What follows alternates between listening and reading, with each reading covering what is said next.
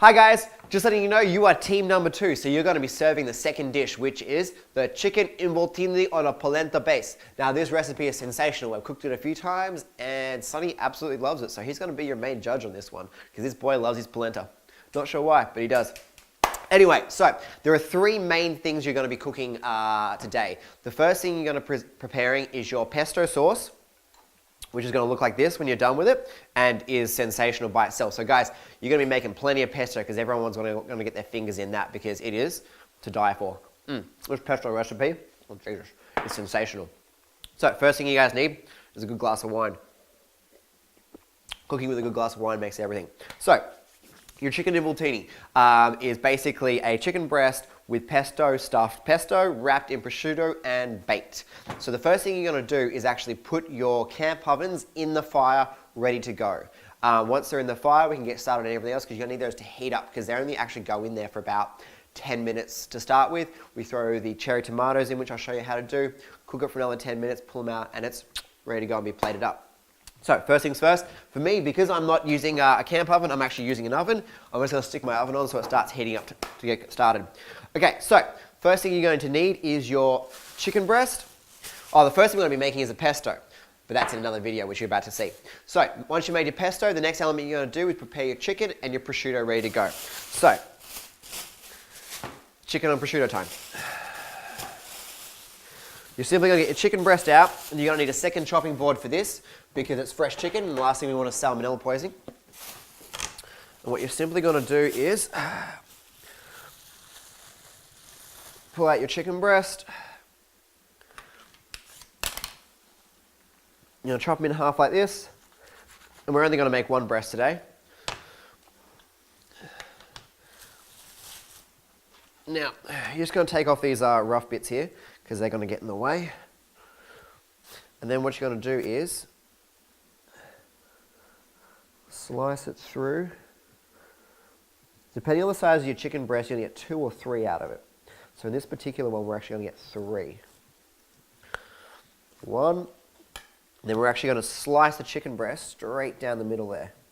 Just like that. To give us a nice flat surface to prepare on.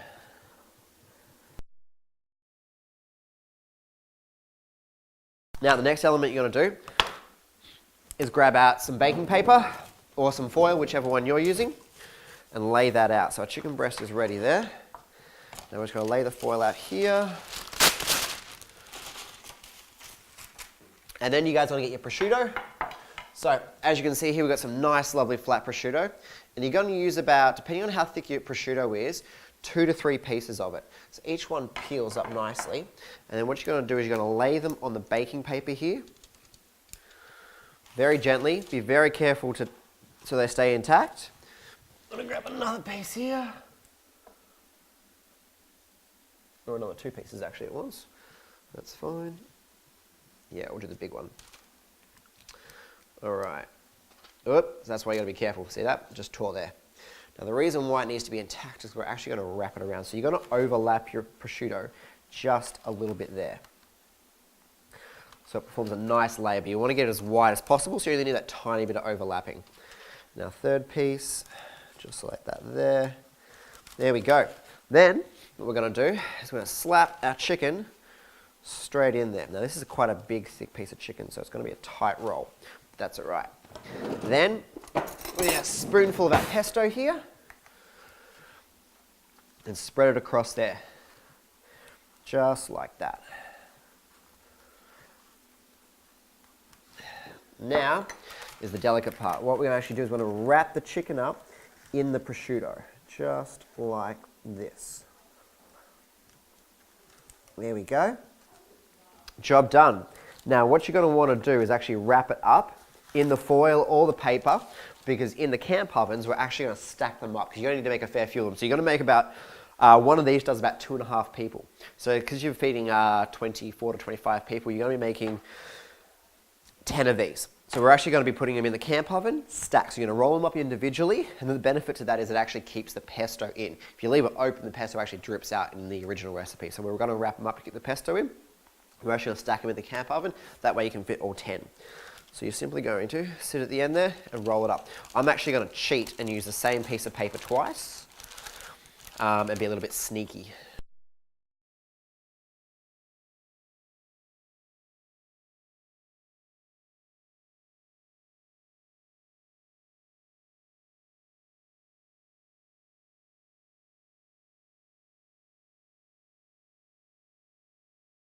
Wrap that bad boy up as well, just like that. Oh, sensational.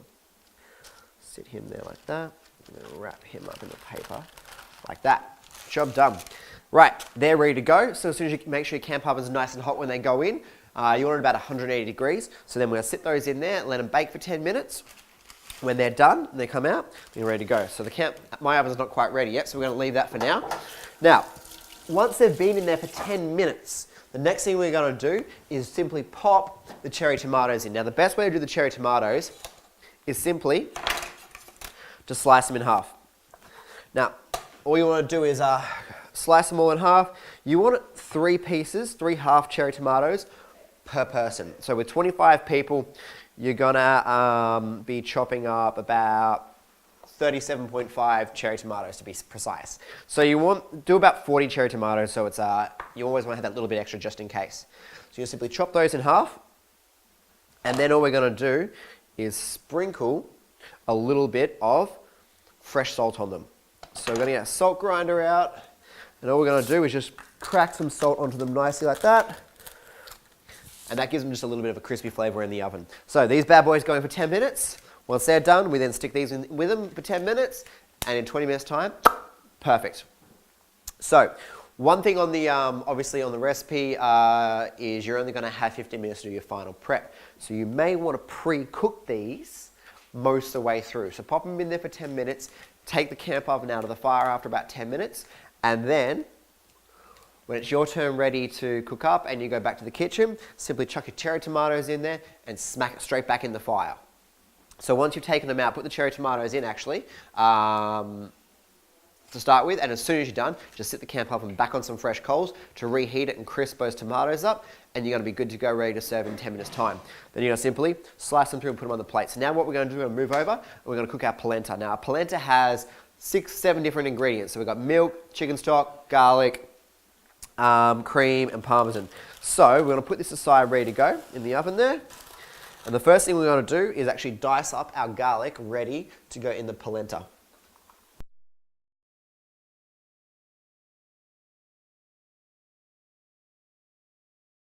Now, the ideal basis is, hopefully your camp ovens are ready in time, so that you can put your prosciutto wrapped chicken in the camp stoves whilst you're making your polenta. Alrighty, so there's our garlic ready to go. Now we have our mascarpone, which is a type of cheese here. We have our parmesan already chopped up. We have our, what else do we need? Our chicken stock, our cream, and our milk's in the fridge. And I think that's everything. It is. All right, let's go cook some polenta. All right, guys, we're now on the stove. We're now going to whip up our polenta. Now, this will take about 10 to 15 minutes in total to do, so if you guys want to do this whilst you're preparing the other stuff, so that all you do is reheat it to serve, you can do that. Polenta holds its heat really, really well, and all you simply do is put it on a low heat again when you're ready to serve, stir it around a bit, and it can go straight on. But let's get into it. So the first thing we're going to do is power up this bad boy. Now, whilst the recipe doesn't say it, I like to put a tiny bit of butter in. Not much, just a little bit, just so we can brown the garlic to start with. I'm just going to stick that in there as that's heating up to let that melt. So our first three ingredients are garlic, our milk, and our chicken stock. So now that our butter's nice and melted there, I'm just going to stick our garlic in, just like that. Just to let that heat up a little bit there quickly.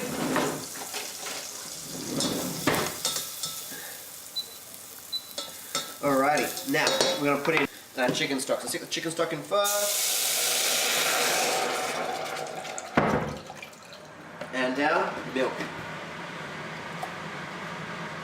There we go. So we're just going to let that heat up for about 4 to 5 minutes. And you'll see it'll start to bubble through. Once that bubbles through completely, then we're going to add our polenta in and start whisking that around for a couple of minutes. So make sure you get your whisk ready. Just allow that to really sort of get through it there. You'll actually see it froth up when the milk's ready to actually go really quickly. So do be prepared, it happens almost instantaneously. Alrighty, our polenta's here ready to go. You can actually tell how your recipe is going just purely by the smell of it once it starts to put together, because that garlic will really give it the flavour. You can't feel it. It smells good already. There we go. As you can see, it's starting to bubble already. And in about 3 seconds, and there it is. Alrighty. That's the point where you want to throw your polenta in and turn your heat down slightly.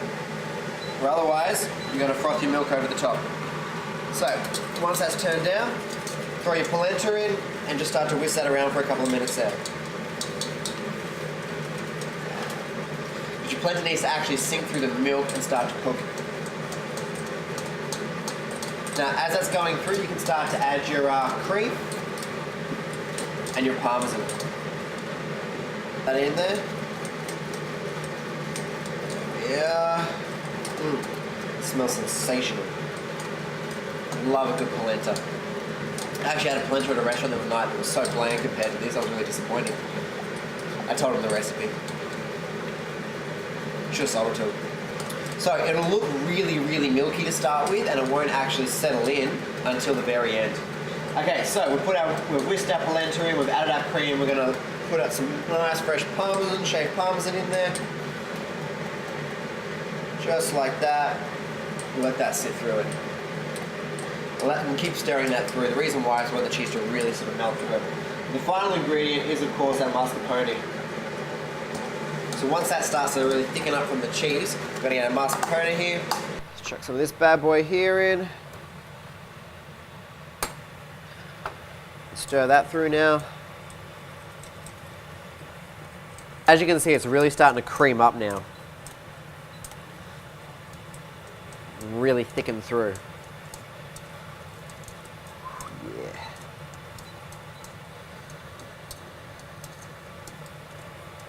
So this actually needs to stand for about 10 minutes completely before it settles in. And so your ideal basis is that you would do this before you actually get, before you sit down for the first course in your initial preparation time, and then simply reheat it to make it a lot easier.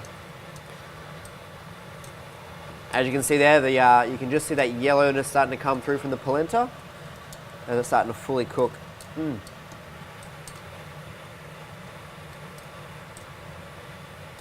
Sensational.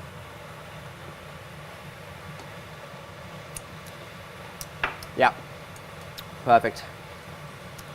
A little bit more cheese in there.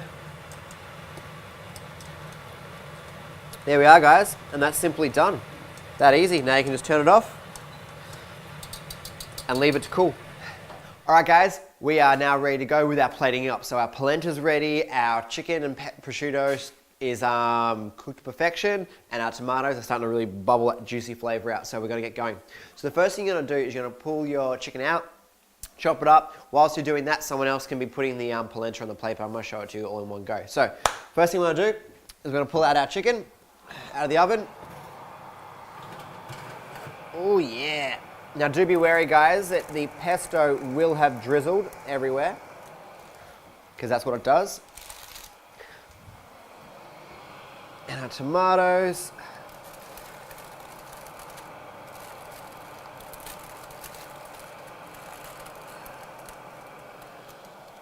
There we are.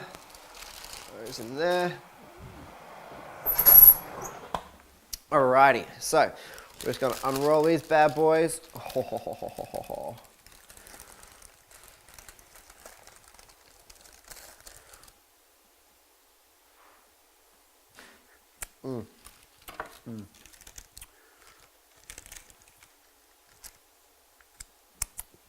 Perfect. So our polenta's ready to go. Nice and hot. Just give that a final stir. Then we're going to simply scoop it out, just like this. Place a drizzle in the middle of the plate like that. There's the phone. One of you better answer that. Yeah, I can. No, I meant the guys watching this. So I want to see how you can answer my phone from the past via YouTube. All right, then we're simply going to slice this bad boy up into beautiful slithers. Well, you might need a pair of tongs, so that's quite hot.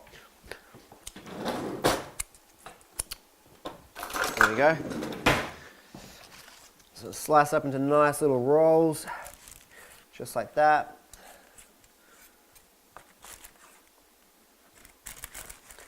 So you're actually going to only put 2 pieces on each plate.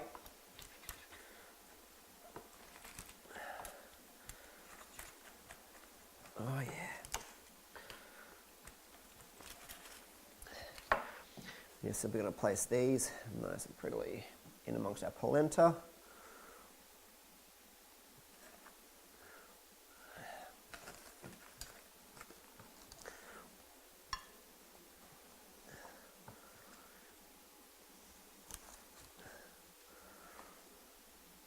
Go.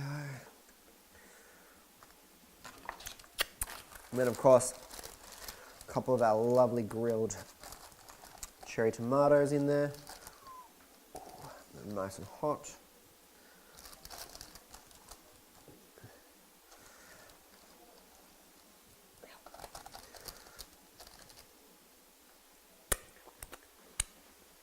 Then we can pop just a tiny sprinkle of Parmesan cheese on top.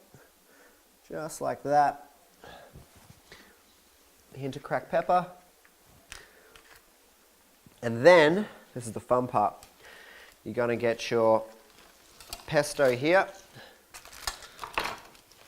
And you're going to just drizzle this on top. Just a little bit like that.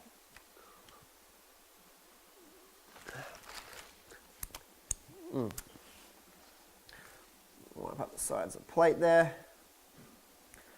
And there you have it, guys. Chicken and pesto stuffed prosciutto on a polenta base with cherry tomatoes on the side. Sensational. How you guys plate this up is up to you. This is just one of the options I've used. See you on Winery's Tour.